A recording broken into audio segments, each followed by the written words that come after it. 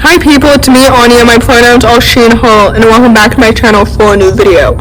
I'm so excited to film today's video, so let's just get started. Since this video is a part 3, I will leave in the description box below parts 1 and 2 if you haven't seen those videos already. The first book on this list is called The Gilded Girl. This book is a middle-grade historical fantasy following two girls in 1906 in a world where only the wealthy can wield magic and everybody else must get their magic snuffed out before they turn a certain age. So it talks about social justice. This book was so good. I'm so excited to read the companion novel, which I believe comes out in April if I'm not mistaken, so I'm so excited. This story was so wonderful and it was absolutely so lovely and it was so wholesome and it was so sweet too. The characters were so well developed and so distinct. I loved them individually as well as their dynamic together. The plot was so intriguing and it was absolutely so thrilling. The world building was so awesome and it was so creative and it was absolutely so inventive. Like I mentioned, I'm so excited for the companion novel in the next 2 months because this book was so good and it's absolutely so underrated and it deserves so much more hype. So with that, I would highly recommend it.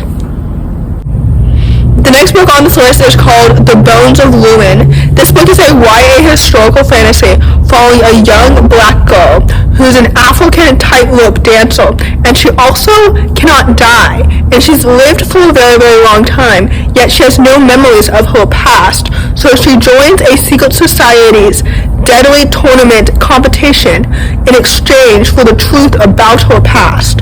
So, this book was so good, it was absolutely so exciting, and it was so thrilling, and I'm so excited to read the sequel. I believe that this book is the first of a trilogy, if I'm not mistaken, but anyway, the world building was so excellent, and it was so well done and so well developed. The characters were so well developed and so distinct. The plot was so fast paced and it was absolutely so thrilling. This book was so awesome and it was so inventive and it was absolutely so creative that I would highly recommend it because this book is so underrated and it deserves all the hype and so much more. So with that, like I mentioned, I would highly recommend it. The next book on this list is called Before We Disappear. This book is a YA historical fantasy following two boys who fall in love and miss the fact that their bosses are rivaling magicians, and it's set in 1909. This book was so good, and it was so well done.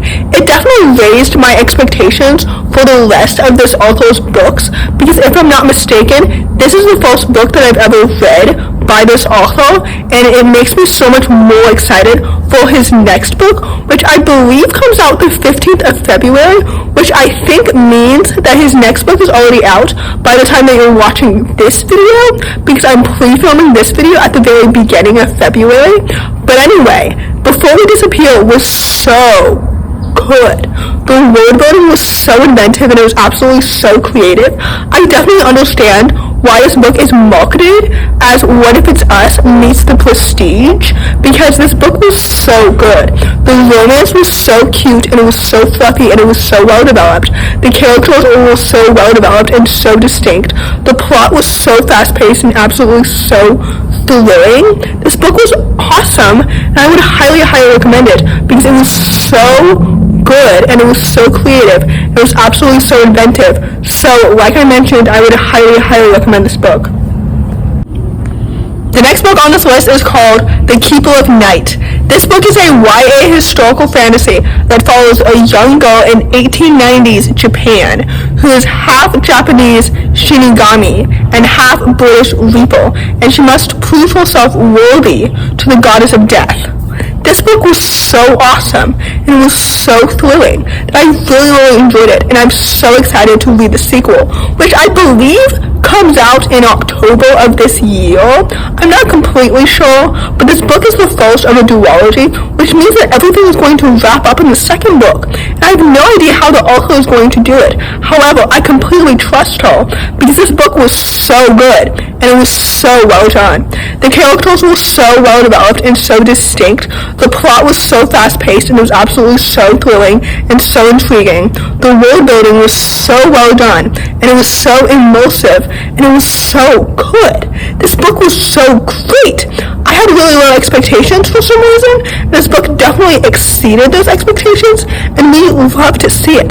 So like I mentioned, I'm so excited to read the sequel to this book, which again, I think comes out in October, and I would definitely highly recommend this book.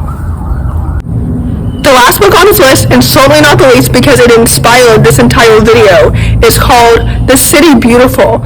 This book is a YA historical fantasy that follows a young Jewish queer immigrant who gets possessed by the ghost of his best friend, and it's set against the backdrop of Chicago's World Fair in 1893. This book was so good, and it was so well done.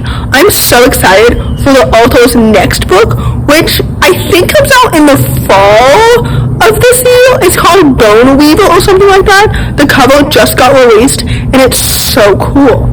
Anyway, this book is so inventive, and it's absolutely so creative, and it deserves all the hype and so much more. First of all, the plot was so fast-paced, and it was so thrilling, and it was so well done. The world building was so immersive, and it was absolutely so creative and inventive. The characters were so well developed and so distinct. The gay romance was so cute, and I really enjoyed it from the very beginning. This story is so immersive, and it's so well done. So like I mentioned, this book deserves all the hype and so much more. So with that, I would highly recommend it. So, in conclusion, first of all, since this video is a part 3, as the title suggests, I will leave in the description box below parts 1 and 2 if you haven't seen those videos already, in case you want some more recommendations. Second of all, historical fantasy is one of my favorite subgenres of fantasy and historical fiction, because if you didn't know, fantasy and historical fiction are two of my favorite genres to read, next to contemporary, so filming this video was so much fun. Anyway, if you enjoyed this video, please don't hesitate to give it a big thumbs up. Comment down below the dolphin emoji if you made it all the way to the end of the video. Thanks for watching, subscribe to my channel if you're new, and I'll see you in my next video. Bye!